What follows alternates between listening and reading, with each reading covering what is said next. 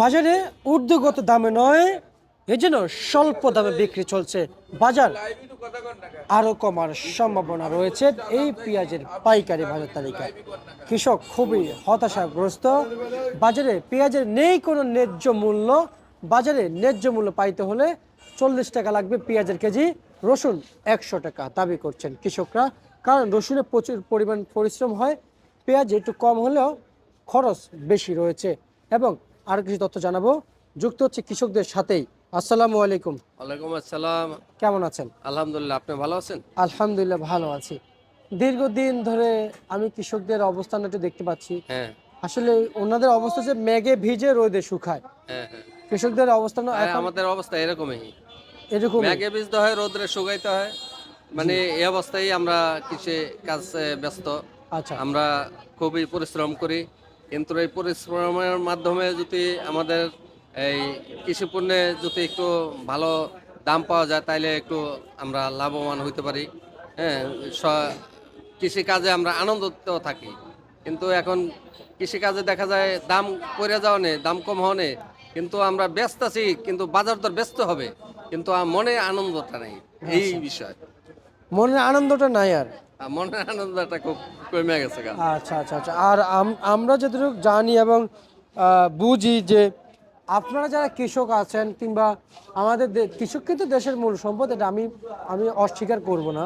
কারণ কৃষকের জন্য দেশটা এখন টিকে আছে। হ্যাঁ, কারণ কাঁচা পণ্য কৃষকে উৎপাদন করে, হ্যাঁ, না হলে বাইরের দেশ থেকে ইম্পোর্ট করতে করতে দেশের অবস্থা একবার নাই হয়ে যাইতো। হ্যাঁ। কিন্তু এই কৃষকরা যখন বাজার বাড়ে তখন কৃষক বাইরে পেঁয়াজ আটকায় রাখে, তখন কিন্তু কৃষক বাইরে পেঁয়াজটা মার্কেটে ছাড়ার প্রয়োজন। তখনই যখন বাজার বাড়ে, কৃষক বাইরে যখন দেখা যায় বাজার একটু 10 টাকা বেড়ে গেছে, পেঁয়াজ আমদানি কমায় দেয়। এই বিষয়টা আমি আপনার কাছে জানতে চাই, কেন এমন করে? তখন তো ওনার দাম পাওয়ার কথা, কিন্তু 10 টাকা বাড়ছে। বিষয় হচ্ছে কি, আপনার বাজারে যদি আমদানি বেশি থাকে, কাস্টমার যদি কম থাকে, তাহলে ওই ক্ষেত্রে আপনার দাম কমে যাবে। আর যদি আবার দেখা যায় বাজারে এই পেঁয়াজের আমদানি কম, কাস্টমার বেশি, এই জায়গায় একটু দাম বেশি বেড়ে যাবে। এই হচ্ছে ওঠা নামার বিষয়টা। জি, ঠিক কিন্তু আছে। কিন্তু আসলে আমি এক পক্ষ দিয়ে কথা বলতে পারবো না। আমি সবার পক্ষে আমার আমার কথা বলার রাইট আছে। হ্যাঁ, কিন্তু আমি যতটুকু বুঝি, আমাদের কৃষক ভাইদের, এটা আমাদের কৃষক ভাইদের হচ্ছে যে একটা অভ্যাস, মানে এটা খুবই অভ্যস্ত হয়ে গেছে আর কি। আমি অনেক দেখেছি। আপনি কি জানেন এলসি কার জন্য আসছে, এনচি কাদের জন্য আসছে? না, এটা আমাদের জানেন নাই? জানা নেই। কৃষকের দোষে এলসি ঢুকছে। তাই এটা আপনি আমার আমাকে জানা প্রশ্ন নেই। করতে পারেন, দেখেন বাজার ছিল প্রায় 60 টাকা, 80 টাকা দাবি করলো, 80 টাকা হইলো কৃষকের পেঁয়াজ। হুম, তারপর 90 টাকা কইলো, তো 90 টাকা হইলো, 140 টাকা বাজার হইলো। হ্যাঁ, তারপরে রিলসের জন্য সিদ্ধান্ত নিল, বাজার 90 টাকা আসলো। কৃষক আবারও আমদানি কমায় দিছে। এই যে বাজার আবার আবার একটু বৃদ্ধি হবে হবে ভাব, এই মুহূর্তে এলসি দিয়ে দিচ্ছে, মুড়ি কাটা উঠছে, হালি পেঁয়াজ চারদিক থেকে চাপ দিছে পুরাতন গেল বছর। এই এলসি পেঁয়াজ ঢুকে গেল, বাজার পড়ে গেল, কৃষকের লস খাইলো।